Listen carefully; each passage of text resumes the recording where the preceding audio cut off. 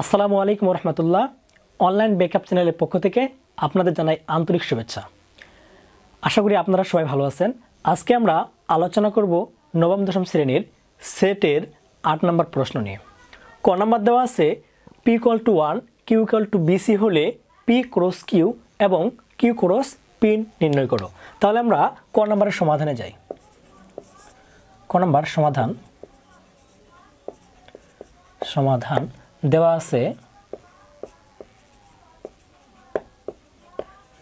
আছে P = A এবং Q = BC। এখন P ক্রস Q আমরা মূলত এখন জানি যে P ক্রস Q বলতে কি বোঝায়। P ক্রস Q হচ্ছে অবশ্যই এটা কি হবে, ক্রমজোড় আকারে থাকবে। ক্রমজোড় আকারে লেখার পরে আমরা তাকে সেকেন্ড ব্র্যাকেটে আবদ্ধ করব, তাহলে সেটা আমাদের সেট হয়ে যাবে। তাহলে P ক্রস Q, তাহলে A ক্রস B C। তাহলে অবশ্যই আমরা কি করব, ক্রমজোড় আকারে লিখব। তাহলে হবে A B এবং কি ফার্স্ট ব্র্যাকেট দিয়ে আবদ্ধ করব A C এবং সেকেন্ড ব্র্যাকেট দিয়ে আমরা আবদ্ধ করব। তাহলে এটা হচ্ছে P ক্রস Q। এবার তাহলে যাওয়া যাক Q ক্রস P এর ক্ষেত্রে। Q ক্রস P, Q = দেওয়া আছে BC ক্রস P = A। তাহলে ঠিক একইভাবে আমরা ক্রমজোড় আকারে লিখব। তাহলে হবে B A C A, আর অবশ্যই কী করব, সেকেন্ড ব্র্যাকেট দ্বারা আবদ্ধ করব। এটা হচ্ছে Q ক্রস P। এবার তাহলে যাওয়া যাক খ নাম্বারের ক্ষেত্রে। খ নাম্বার দেওয়া আছে P = 357 এবং Q = 57 এবং R = দেওয়া আছে P বার Q হলে P cup Q cross R নির্ণয় করো। তাহলে আমরা খ নাম্বার সমাধানের ক্ষেত্রে খ নাম্বার সমাধান দেওয়া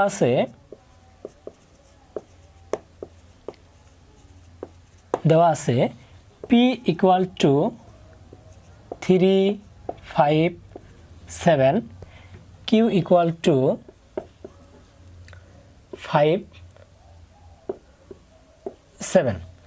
তাহলে অতএব R = P বার Q, বার বলতে এটা বিয়োগ। তাহলে P = হবে 357 বার Q = দেওয়া আছে 57। তাহলে আমরা P থেকে Q কে বাদ দিচ্ছি। তাহলে আমরা লক্ষ্য করব এখানে 3, এখানে কি 3 আছে, 3 নাই, সুতরাং এখানে 3 হবে।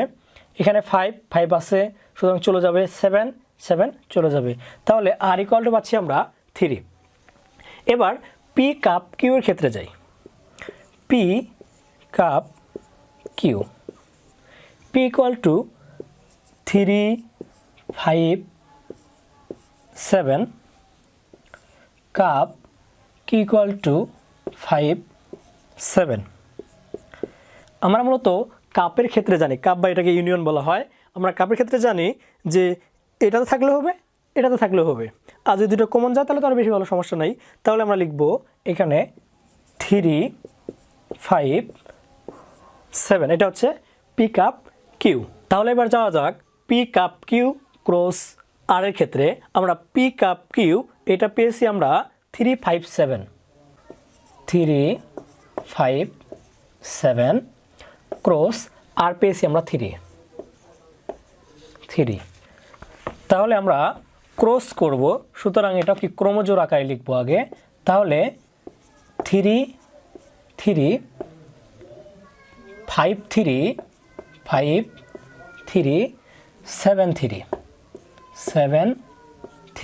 এটা কি করব, অবশেষে আমরা সেকেন্ড ব্র্যাকেট দ্বারা আবদ্ধ করব। সুতরাং এটা হচ্ছে আমাদের অ্যান্সার। এবার তাহলে আসি 9 নম্বরের ক্ষেত্রে। 9 নম্বরে দেওয়া আছে A ও B যথাক্রমে 35 এবং 45 এর সকল গুণনীয়কের সেট হলো A ইউনিয়ন B ও A ইন্টারসেকশন B নির্ণয় করো। A ও B এখানে বলা হয়েছে যে গুণনীয়ক। আমরা গুণনীয়ক বলতে জানি যে ওই সংখ্যাটি কি কি দ্বারা বিভাজ্য, এটা বলতে আমরা গুণনীয়ককে বুঝি। তাহলে আমরা সমাধানের ক্ষেত্রে যাই যে এ হচ্ছে 35, তাহলে 35-এর আমরা আগে গুণনীয়কগুলো লিখব।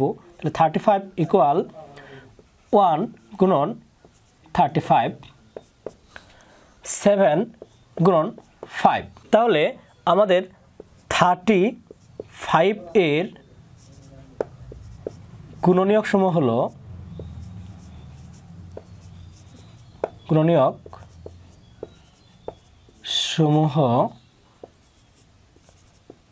হলো 1, 5, 7, 35। তাহলে অতএব এ ইকুয়াল টু আমরা লিখতে পারি 1, 5, 7, 35।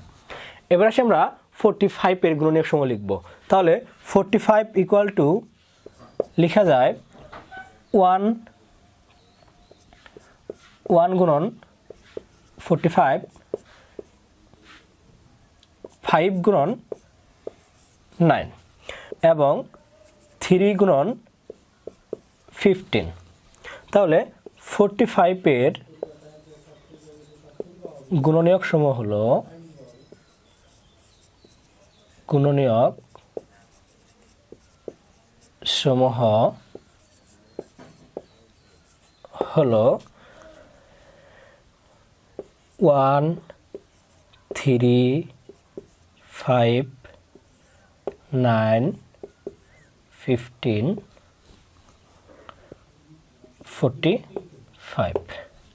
অতএব আমরা b ইকুয়াল টু লিখতে পারি 1, 3, 5, 9, 15, 45। তাহলে আমরা এ সেটও পেয়েছি এবং বি সেটও পেয়ে গেছি। তাহলে এবার এ কাপ বি নির্ণয় করব আমরা। এ কাপ বি, এ বলতে আমরা জানি 1, 5, 7, 35 ইউনিয়ন বি বলতে আমরা জানি 1, 3, 5, 9, 15, 45। তাহলে এ ইউনিয়ন বি মানে হচ্ছে এতে থাকলেও হবে, বিতে থাকলেও হবে। তাহলে আমরা দেব 1, এরপরে 3, 5, 7, 9, 15, 35 এবং 45। এটা হচ্ছে আমাদের এ cup B. A cap B এর ক্ষেত্রে আসি। এ ক্যাপ বি, এ বলতে আমরা জানি 1, 5, 7, 35 ক্যাপ বি বলতে আমরা জানি 1, 3, 5, 9, 15, 45। তাহলে আমরা এ ক্যাপ বি মানে এই দুইটার মধ্যে আমাদের যেগুলো কমন সেগুলো নিয়ে যে সেটটা গঠিত হয় সেই সেটটাই হচ্ছে আমাদের এ ক্যাপ বি। তাহলে এই দুইটার মধ্যে কমন কী কী রয়েছে? এখানেও 1 আছে, এখানেও 1 আছে, সুতরাং এখানে হবে 1। এরপর এখানে কি আছে? 5 আছে, এখানেও 5, সুতরাং এখানে হবে 5। এখানে 7, এখানে 7 নাই, এখানে আর কোনো কিছু কমন যাবে না, সুতরাং এটা হচ্ছে আমাদের এ ক্যাপ বি। এটা হবে অ্যান্সার। আমাদের 10 নম্বর প্রশ্ন দেওয়া আছে, কোনো শ্রেণীর 30 জন শিক্ষার্থীর মধ্যে 20 জন ফুটবল, 15 জন ক্রিকেট খেলা পছন্দ করে, 2টি খেলাই পছন্দ করে, তদ্রূপ শিক্ষার্থীর সংখ্যা হচ্ছে 10 জন। কতজন শিক্ষার্থী 2টি খেলাই পছন্দ করে না? ভেন চিত্রের সাহায্যে নির্ণয় করো। তাহলে আমরা ভেন চিত্রের সাহায্যে আমরা এটা নির্ণয় করব। আমরা মূলত জানি ভেন চিত্রটা হচ্ছে এমন, যেটাকে আমরা সার্বিক সেট বলে থাকি। এটাকে আমরা যদি এস দ্বারা চিহ্নিত করি তাহলে এস ইকুয়াল টু আমরা লিখতে পারবো কয়জন শিক্ষার্থী? মোট 30 জন। তাহলে এটা হচ্ছে সম্পূর্ণটায় 30 জন। এরপরে বলা হয়েছে 20 জন ফুটবল। মনে করি এটা হচ্ছে ফুটবল খেলার একটা সেট, ফুটবলকে আমরা প্রকাশ করলাম এ চিহ্ন দ্বারা। এফ দ্বারা। এবার 15 জন ক্রিকেট খেলা পছন্দ করে, আবার বলছে 2টি খেলাই পছন্দ করে, তার মানে এদের মধ্যে একটা কমন জিনিস আসবে, এটাকে দিলাম এটাকে মনে করলাম আমি সি দ্বারা চিহ্নিত করলাম। ঠিক আছে, এই ক্রিকেট খেলার আমাদের শিক্ষার্থীর সংখ্যা হচ্ছে 15 জন, আর এই 2টি খেলায় পছন্দ করে তদুর শিক্ষার্থীর সংখ্যা হচ্ছে 10 জন। তার মানে এটা হচ্ছে 10 জন, এটা হচ্ছে আমাদের সিটা হচ্ছে কয়জন, 15 জন, এই ফুটবলটা হচ্ছে 20 জন। আমরা এই তথ্যগুলো এখানে লিখে নেই, যে মনে করি ফুটবল খেলে এমন শিক্ষার্থীর সংখ্যা, ফুটবল খেলে এমন শিক্ষার্থীর সংখ্যা, এমন শিক্ষার্থীর সংখ্যা এন অফ এফ, আমি নাম্বার দ্বারা চিহ্নিত করলাম যে এন অফ এফ মানে নাম্বার অফ এফ দ্বারা চিহ্নিত করলাম, এটা হচ্ছে 20 জন। এবার ক্রিকেট খেলা পছন্দ করে এরূপ শিক্ষার্থীর সংখ্যা, ক্রিকেট খেলা এমন শিক্ষার্থীর সংখ্যা এন অফ সি দ্বারা চিহ্নিত করলাম, এটা আমাদের কয়জন, এটা হচ্ছে 15 জন।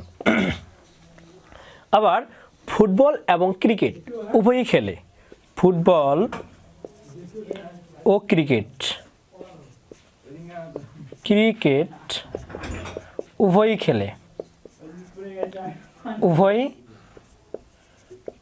খেলে, এর মানে আমরা দেব সেটাকে N of F cap N of C. এরূপ শিক্ষার্থীর সংখ্যা হচ্ছে কয়জন, এরূপ শিক্ষার্থীর সংখ্যা হচ্ছে 10 জন। তাহলে এটা হচ্ছে আমাদের কি এফ ক্যাপ সি।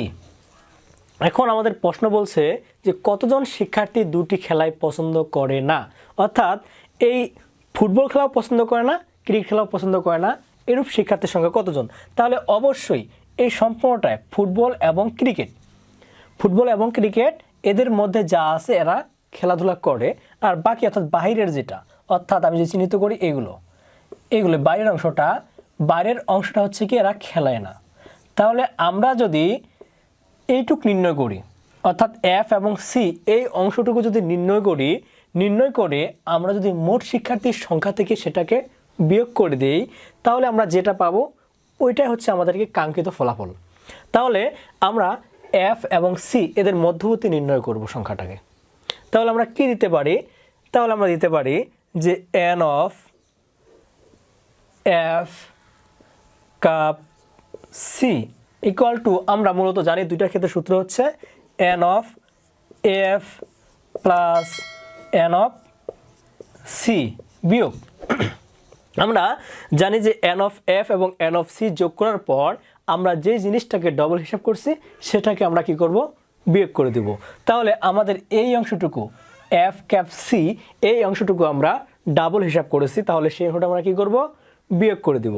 তাহলে দিব N of F cap C.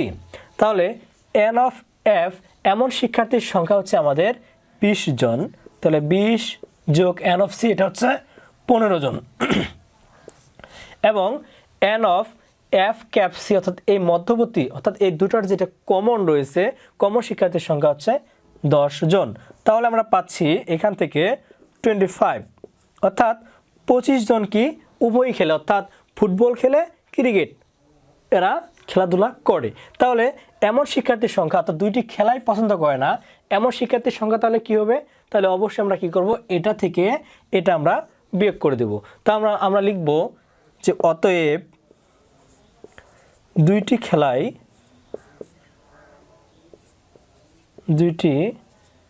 খেলাই পছন্দ করে না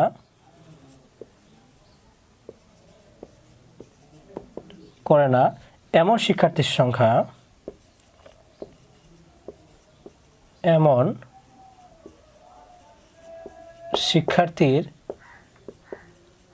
সংখ্যা 30 বিয়োগ 25, তাহলে হচ্ছে 5 জন।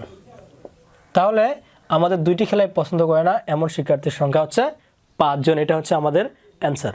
অথবা আমরা এই অঙ্কটিকে আরেকটিভাবে করতে পারি, এটা হচ্ছে আমরা যদি শুধুমাত্র ফুটবল, যে শুধু ফুটবল খেলি, এই অংশটাকে বের করে নেই, এই অংশটাকে বের করে নেই, এবং পরবর্তী যদি এই অংশটুকু বের করে নিই, বের করে যদি আমি তিনটায় যোগ করে দেই, তো আমার অঙ্কটা হয়ে যাবে।